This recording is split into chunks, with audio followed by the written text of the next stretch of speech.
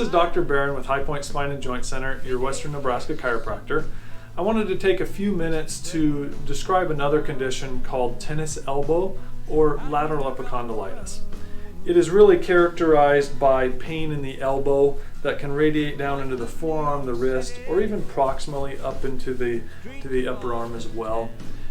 This condition is not just in athletes like the name might suggest.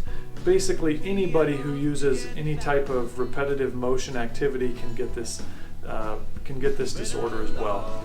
So it's usually characterized by pain there. A lot of times pain with grip, turning a doorknob, holding a coffee cup, shaking hands, things like that all can create pain in that area. Most of the causes are from repetitive strain, sprain injuries, so repetitive motions that we use over and over that eventually lead to some tissue damage, inflammation, and some pain.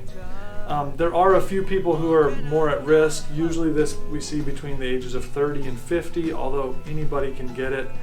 Again, it's mostly with patients who have repetitive occupations, things like sorting mail, other things where you might screw screwdrivers, where you're using a turning motion with your arm a lot. That will create some of this pain, as well as certain sports that involve rackets, clubs, golf, tennis, things like that, racquetball. All of those sports can have a higher propensity for patients getting this. A diagnosis is usually made through a physical exam. A lot of times we can do an orthopedic neurological exam on the area. The point of that is really to stress certain anatomical tissues so that we know exactly where the pain is coming from. Generally, this does not need imaging. It usually doesn't need other diagnostic tests either.